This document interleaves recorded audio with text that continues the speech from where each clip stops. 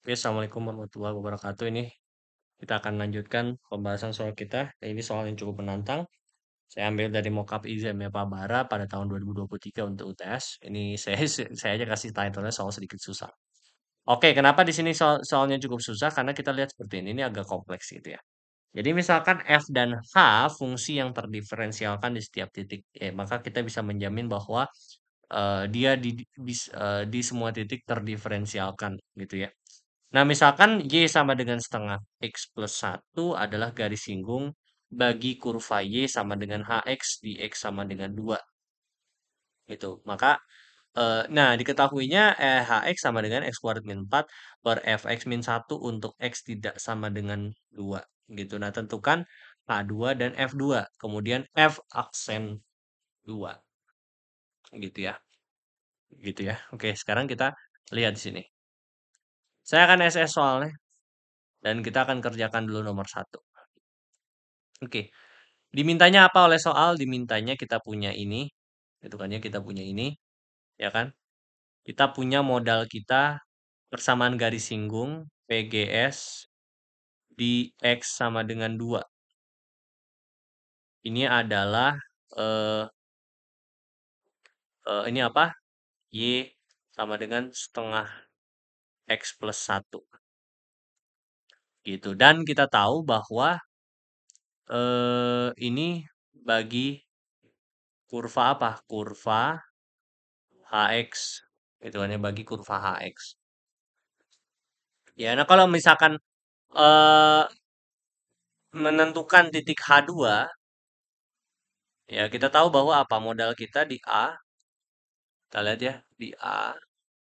Dari sini di A saya akan tulis HX, ya kan? Ini sama dengan X kuadrat minus 4 per Fx min 1.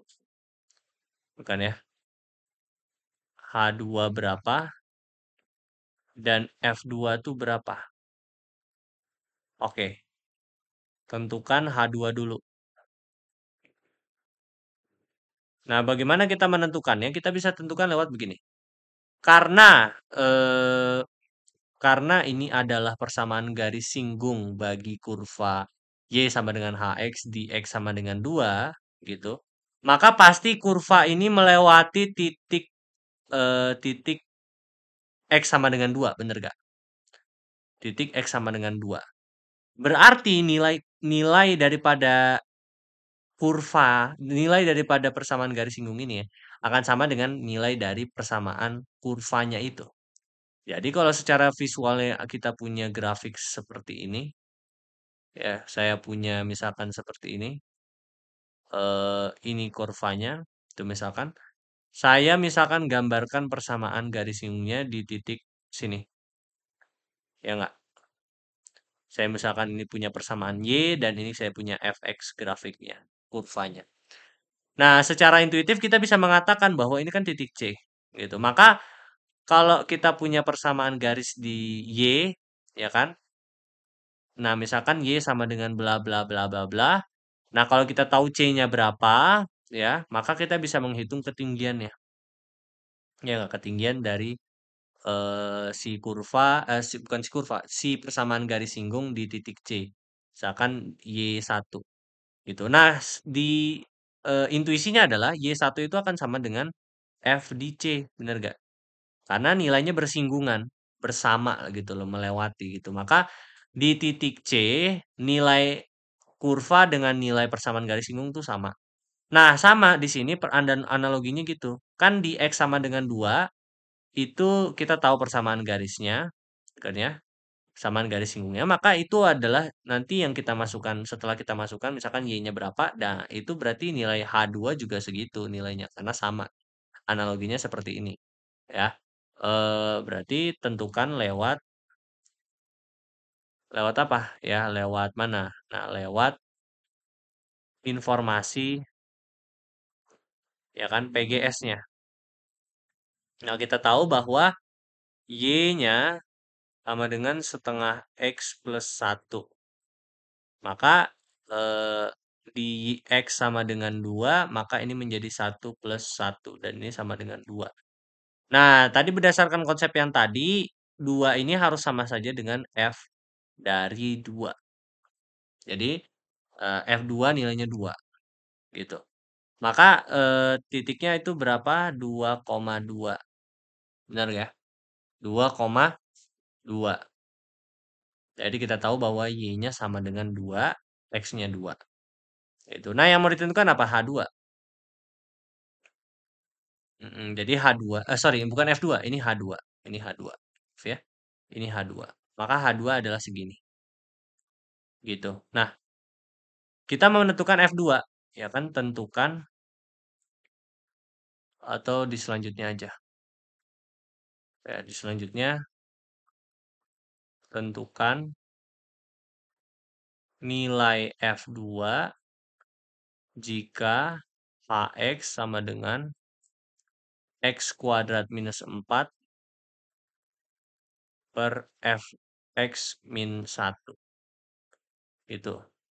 Nah, telah diketahui apa? Bahwa H2 itu nilainya berapa? 2 ya. H2 nilainya 2. Maka, ya kan, kalau kita punya Hx sama dengan X kuadrat minus 4 per Fx min 1, ya kan?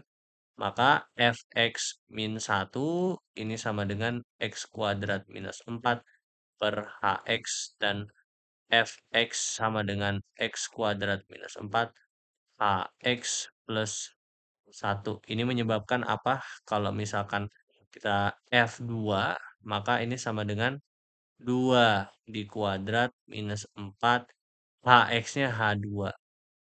Dan ini ditambah dengan 1. Dan ini sama dengan berapa? H2 adalah 2, ini 0, maka tersisa 1. Ya, maka F2 sama dengan 1. Oke, kita dapatkan seperti itu. Cukup mudah ya untuk yang nomor 1. Sekarang bagaimana tentukan F aksen dari 2, misalkan. Misalkan F aksen dari 2, gitu. Nah, F aksen dari 2 itu gimana? Yang kita ketahui kan Hx, gitu kan ya. Oh ya udah, gampang.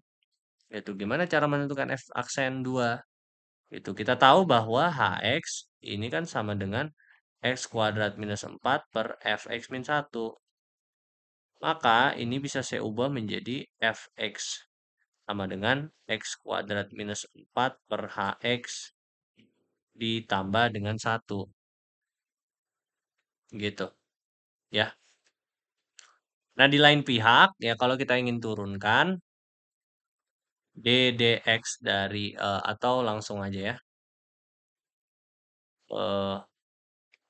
f aksen x ini sama dengan x kuadrat. Berarti kan ini jadinya gimana? Turunannya gimana? Turunannya kan berarti 2x kali hx ditambah, dikurang dengan, jadi kan turunan dari aturan rasional kan. Maka ini menjadi x kuadrat minus 4 h aksen x dibagi dengan h kuadrat x ditambah dengan 1. Nah, kalau misalkan kita dapatkan formula ini, kita salin terlebih dahulu. Ya, apa yang kita dapatkan di sini? Ya, maka untuk mencari F2, F aksen 2, ya kan, apa yang harus kita masukkan? Berarti 2 kali 2, H2 dikurangi dengan 0 kali H2 dibagi dengan H kuadrat dari 2. Maka ini menjadi apa? Menjadi 4 dikali H2, nilainya adalah 2, kurangi dengan 0 dibagi dengan H kuadrat dari 2. Maka ini 4, ya kan? Ini jadinya 2, gitu. Ya, kira-kira seperti itu, ya kan? Oke, kira-kira begitu konsepnya. Oke, sekian pembahasan soal dari saya. Semoga bisa bermanfaat. Terima kasih. Wassalamualaikum warahmatullahi wabarakatuh.